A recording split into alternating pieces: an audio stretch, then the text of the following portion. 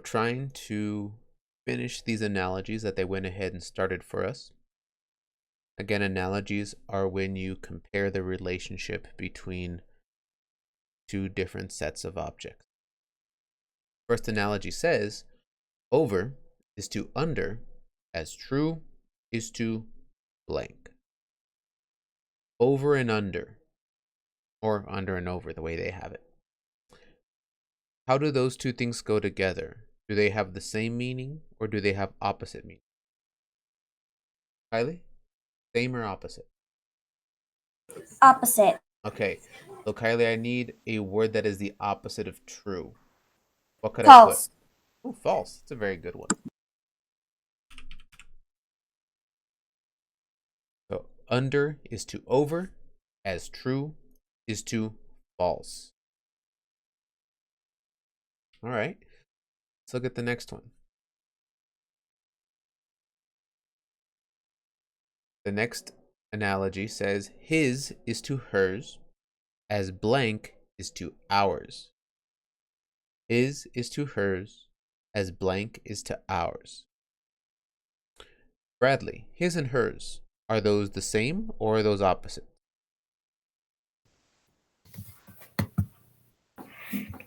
Opposite. Okay, so Bradley, I need an opposite of ours. What do you think an opposite would be? Mine. Mm, mine, maybe, but there's another one that I think we could use. So when you say ours, you mean that it belongs to like you and somebody else, right? Uh-huh. What if it didn't belong to you? What if it was just somebody else's? You would say it's Theirs. we could say theirs or something with a Y. That's not mine. That one's.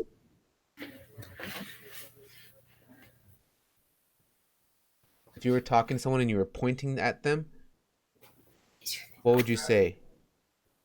No, he's asking me stuff still. You want some help with That's it? that's their item. Theirs would work, but there's another word I'm thinking of. Who thinks they know what the other word is? Because I like theirs, but there's another one. Christopher, do you know what the other word is? Yours. Yours. So I think we could put theirs would work great, but also we could put yours.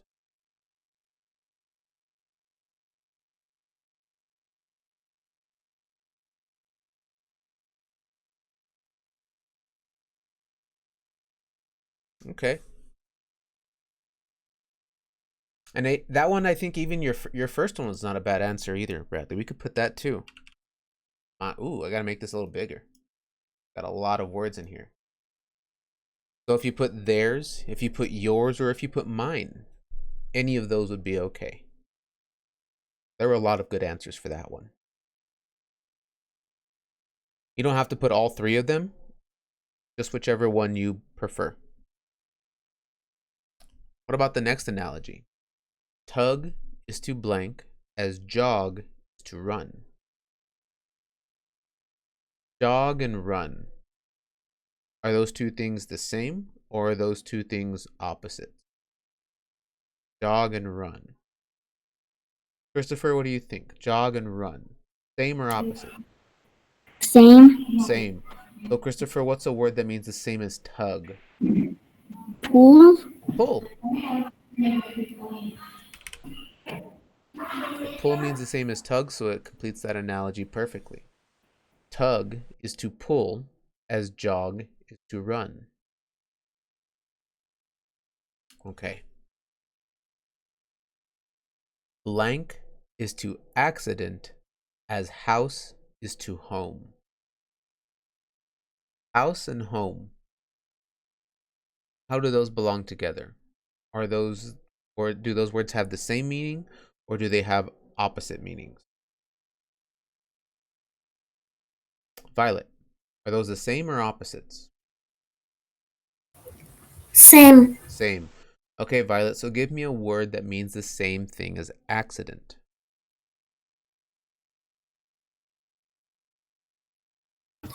Didn't mean to?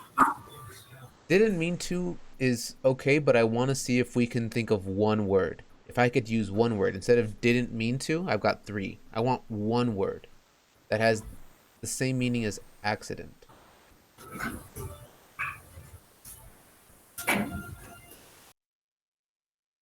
Who can tell me? Noah? Mistake. Mistake. So you might say, I didn't mean to, it was an accident, or you might say, I didn't mean to, it was a mistake.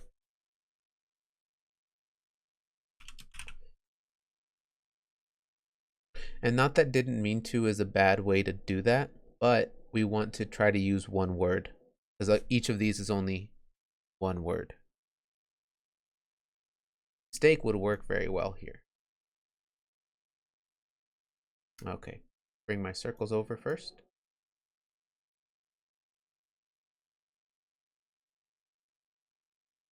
Okay, homophones.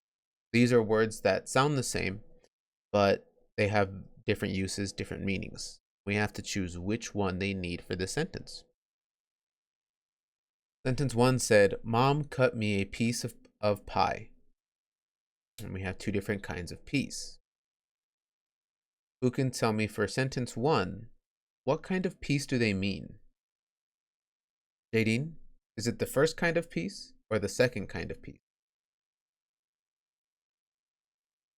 It is the second kind. Now with piece and piece, there's one way that I use to kind of remember. When they're talking about, pie or candy or anything like that, look at the first three letters of piece. P-I-E. If it's something that you're cutting up into chunks and then someone's getting one chunk and someone's getting another chunk, that's the kind of piece you're talking about, like how you cut up a pie. The other kind of piece is like where nobody's fighting.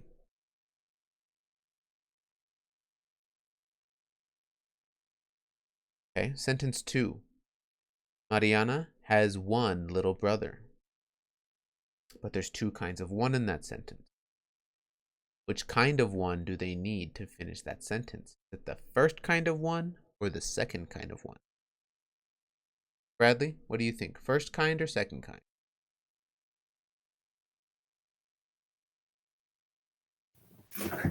The first kind. The first kind. The first kind of one means like the number, like if you were counting. The second kind means like if she went to a carnival and she played a game and she won a little brother. And I don't think that they have those as prizes for carnivals.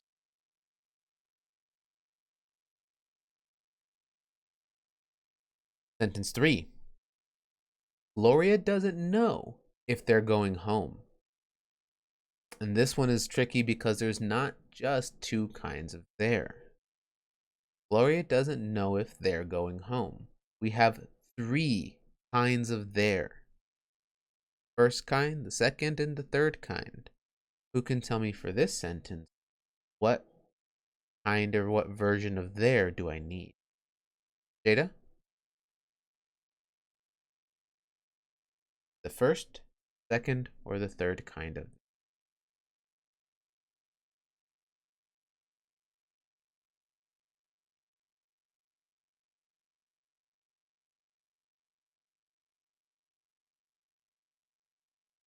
What would it be, Jada?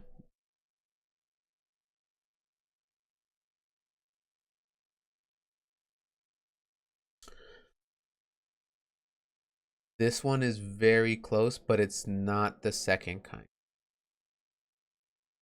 Who can tell me between the first and the third kind, which one do we think works for this sentence? Or which one do we think belongs in? Kylie, what do you think? The first kind of there or the third kind? The third. The third kind. So with there, like we talked about two yesterday, two has three different versions. There has three different versions. The first kind of there has the word here in it. That's talking about like a place. Like if you were talking about, I put my phone down over there, or the dog is over there in the backyard or anything like that. If you're talking about a place, about a location, it's this first kind of there with the word here in it. This kind of there, THEIR, that is when something belongs to somebody. Like if you say that's their house or their dog or their TV, that's this kind, the middle one. The last kind with the apostrophe, that is a contraction. There are two words being smushed together.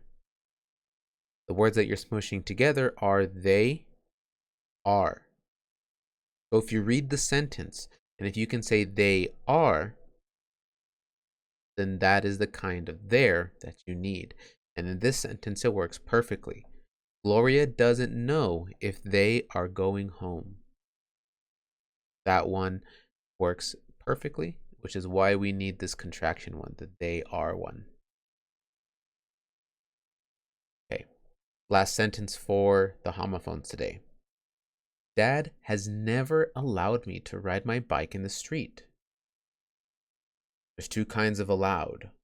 What kind do we need here? Christopher, first kind, second kind? Second. Second kind. The first kind of allowed is like when we do read aloud. That's the kind of allowed we're using. That just means out loud. Because when we do read aloud, I don't sit here in front of you all and have the book and read it in my head. I read it out loud so we can all hear the story. This kind of allowed means that you went to mom or dad and you asked them, is it okay if I do this? Or can I do that? And they say yes. So this kind of allowed is when you ask. And the first kind of allowed when you're saying something out loud.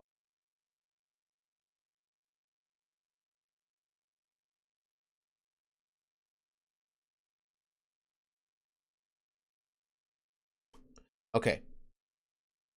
Time to look at our sentence for today. The Emancipation Proclamation was signed by President Abraham Lincoln. What are some mistakes that they have in this sentence today? Something that we have to fix. Bradley, give me one mistake. What is one mistake in this sentence?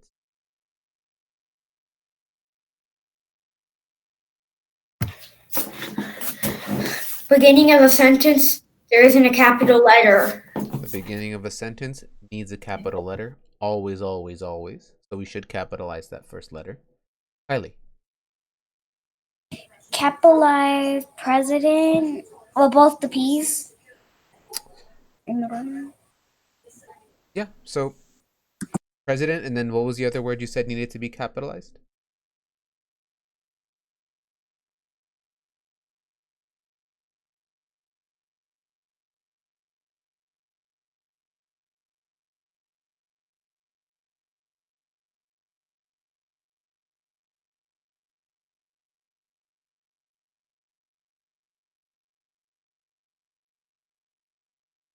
Proclamation. Okay. Proclamation should also be capitalized. You're right. The president needs to be capitalized. Proclamation needs to be capitalized. What else? Still a few mistakes left. Jadine, what's something else? There's four things left. Okay, a period. Where?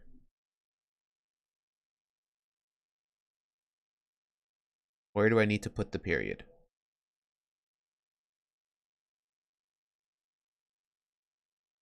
At the end of the sentence. Very good. All right, 3 mistakes left. Jaylene?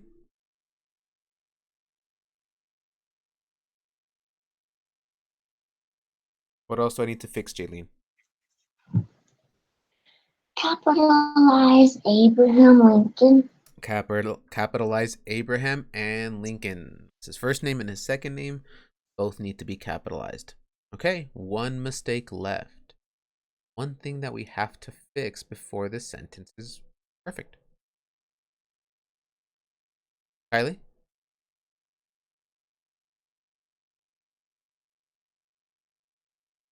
Capitalize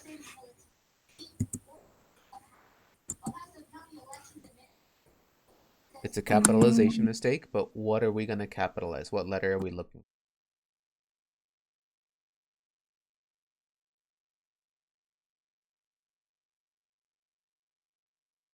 What's the letter I should capitalize, Kylie?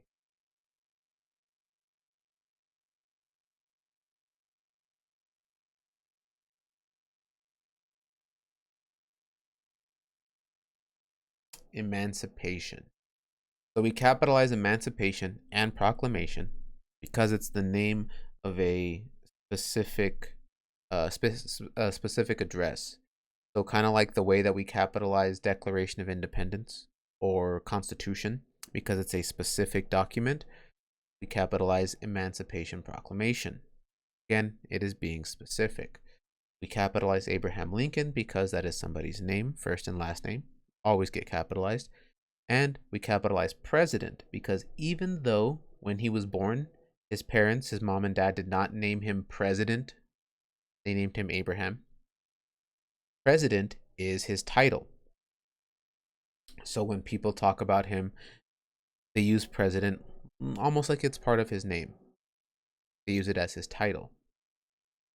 So because it's his title, because he was able to earn that, we capitalize president as well.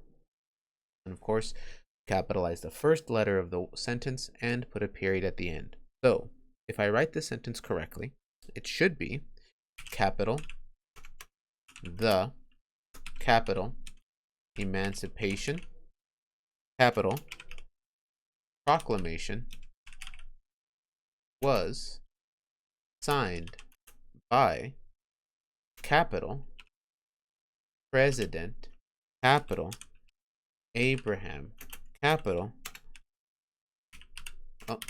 almost misspelled it, Lincoln, period.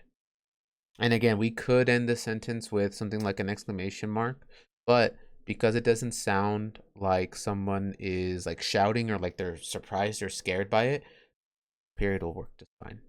And they're not asking a question. They're not asking us, is he the one who did this? They're telling us. So no question mark.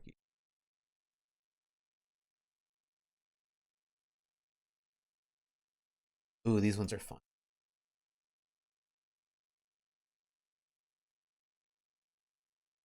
The correctly spelled words. So just like yesterday, I'm going to read the word. If you think it's spelled correctly, I want you to raise your hand. And if you think it's not spelled correctly, I just want you to leave your hand down.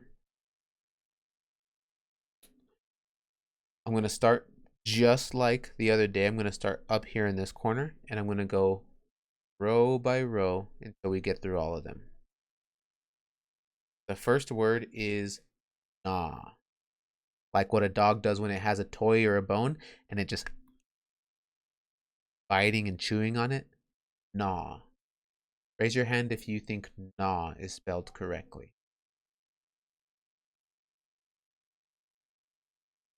It's not. The next word is align. Align is when you put things, well, in a line. You line them up. Raise your hand if you think align is spelled correctly.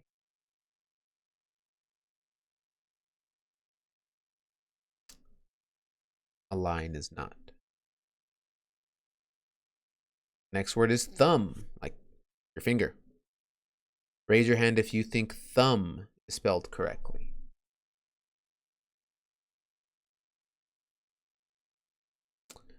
Thumb is not. The next word is also thumb, like that part of your finger. Raise your hand if you think that thumb is spelled correctly. Very good. Remember, some of our words do have silent letters like thumb. You don't say thumba. You don't pronounce the B, but it is part of the spelling, so it does need to go there. Okay. The next word is chalk. Chalk. Like what you draw on the sidewalk with. Raise your hand if you think chalk is spelled correctly.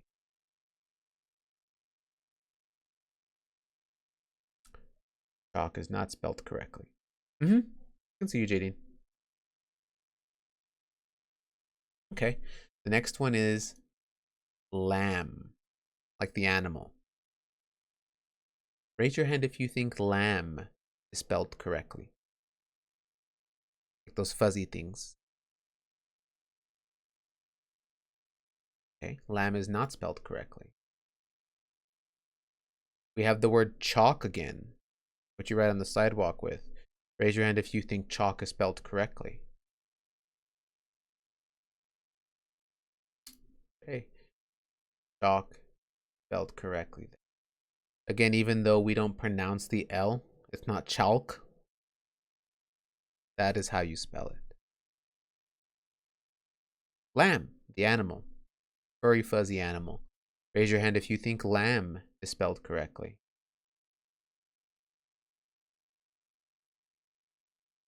Lamb is spelled correctly there. Just like thumb, even though it has a B at the end, we don't call them lamb. We just call them. Do you have a question, JD, or are you just getting ready for the next one? Okay, next word. Climb. Like when you're going up a wall or a mountain. Climb. Raise your hand if you think climb is correct.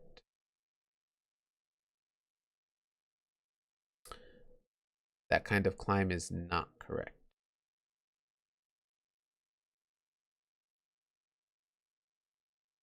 Next one is psychic. What's up, Alexa? Is it okay if I go log in my sister to her class because she was in PE? Yeah, go ahead. Okay, thank you. Psychic. Like in movies and cartoons and stuff, like when people can like tell the future with their minds. Psychic. Raise your hand if you think that's spelled correctly.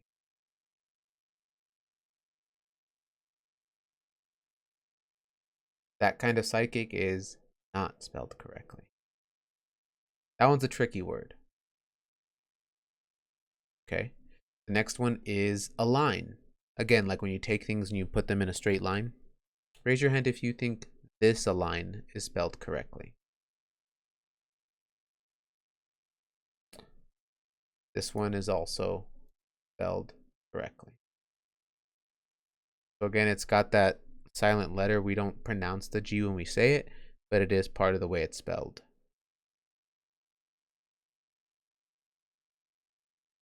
The next one is folk. This one, it could be talking about music, about art, about stories. Folk is like when it's not exactly the same thing as saying country, but it's when, for example, like a folk story is a story that isn't really written down, that people don't not everyone knows it usually, but not because it was written down in a book that everyone read. Folk stories are ones that people will, like, one person will tell another person and they'll tell another person. Like, let's say grandma or grandpa would have told it to mom or dad, mom and dad would tell it to you, you would tell it to like brothers or sisters. So everybody hears it, everybody knows it, but it's not because everyone read the same book or anything like that. Everyone's just telling each other the story. Raise your hand if you think that's how you would spell it.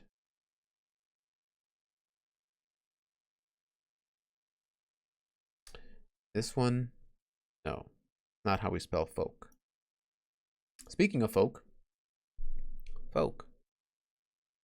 Raise your hand if you think that's how it should be spelled. Another one with those silent letters. This is how you would spell folk. Okay, climb. Again, talking about like a wall or a mountain or something like that. Or like old folk. Yeah, that's true, Christopher. Climb. Is this how we spell it? If you think so, raise your hand. This is how we spell climb. Just like thumb and lamb, you don't pronounce the B, but there is one at the end. Okay, psychic. Again, like the people that can predict the future with their mind or things like that, or like in the X-Men, there's the leader of the X-Men, Professor X, who could talk to people with his mind. Raise your hand if you think this is how it's spelled.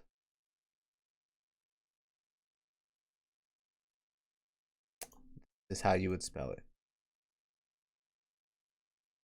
The last word, gnaw. Like when a dog gets a bone or a toy and it's just biting and chewing and chewing and biting on it.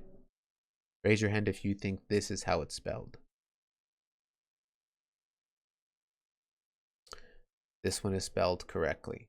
Again, even though we don't pronounce the G, it is part of the spelling. These ones, they had some tricky words today.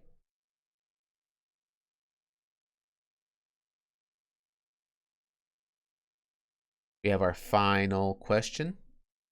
What change, if any, should be made to this sentence? The sentence is, the dog tried to gnaw through its collar. A says change gnaw to gnaw. If I look there, it's a spelling change. They're asking you, or they're telling you, well, maybe they didn't spell the word gnaw correctly. Maybe we have to fix that. B says change through to through. That's not a spelling change, but it sounds the same. Through and through. Who can tell me what's the difference between through and through? Jadine, what's the difference with through and through? The other one is like you went through the hoop, and the other one. Well, which one? The first one or the second one? The second one. Okay. And then the other one is when you chew through when the dogs chew through the chew toys. So you're right, we'd use them for different reasons. And the second one, you were right about. So through, this kind, the longer kind, is like when you go from one side to the other. Like if you say that you walked through the door, you go from one side of the door to the other side, that's that kind of through. Or if you said that we went through a tunnel, that's the kind of through you mean, the longer one. You start on one side of something, like one side of the tunnel, one side of the door, whatever, and you end up on the other side. The first kind of through is like when you have a ball, like a football, and you pass it through the air to somebody. Or like if you ask somebody, hey, can you hand me that? And instead of taking it and putting it into your hand, if they kind of like toss it up in the air at you and you catch it, that's the other kind of through. The one kind is like going through the air, like throwing something.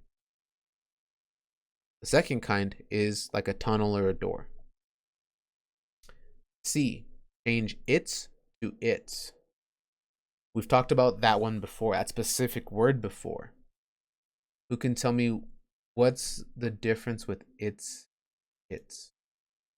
Kylie, what's the difference there?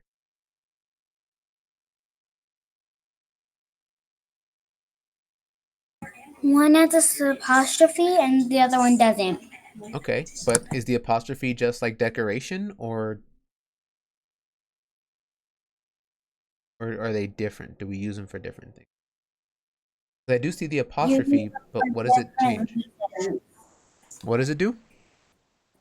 You use them for different reasons. Okay, can you tell me what we use it for?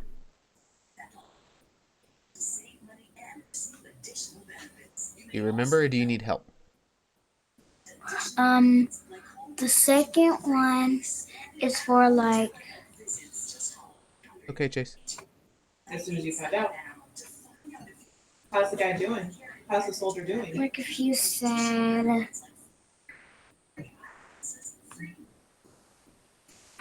I'm just saying, like, if it got infected, it's pretty sucky. While you're thinking of a good example, Kylie, let's see if we can get someone to help us out. It's and its. Kylie's right. The apostrophe is not just decoration. It changes the meaning. We use it for different things. Nakai, do you remember what we use them for? What the difference is? It's with the apostrophe means it.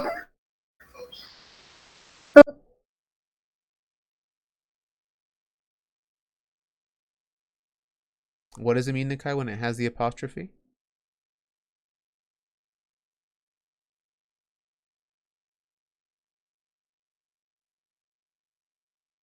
Try again, Nikai. I couldn't hear you that last time.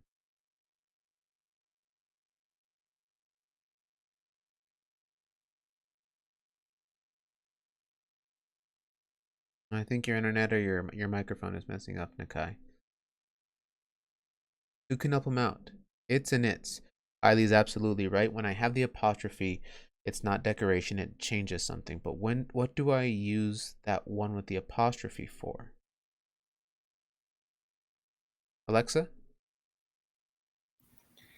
You can use it like if you're saying it is. That's the difference. The first kind of it's means that something belongs to it. Like that's its, I don't know, its cover, its top, its bottom, whatever. The second kind with the apostrophe means it is. Like if you say it's hot outside. Hot doesn't belong to it. You're saying that it is hot outside. And then D says that no change is needed, that the sentence is fine.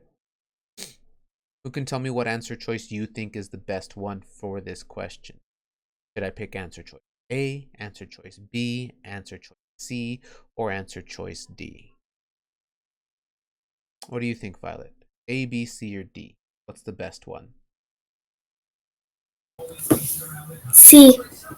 Answer choice C, change its to its. So let's see if I need the word it is.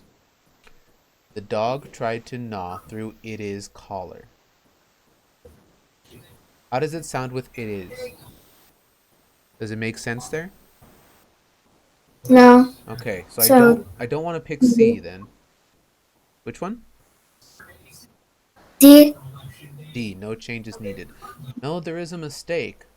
Who can tell me? Between A or B? Because we said C, we tried it out. We tested it, it didn't work. It's not D. There is something going on with this sentence, a mistake somewhere. So I need to pick either A or B.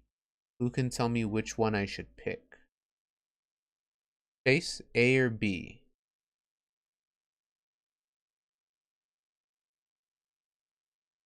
Answer choice B. Remember the difference with these kinds of through?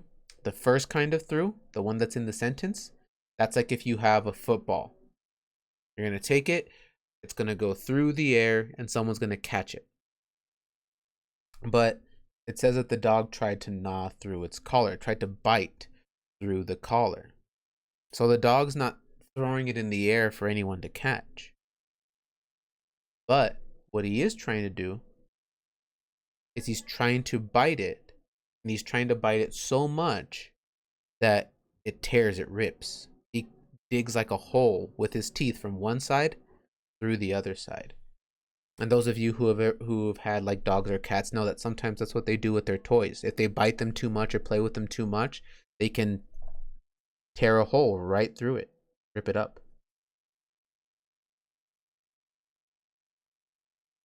Okay, I'm going to leave the page up in case there's any that you need to fix. Go ahead and fix them now.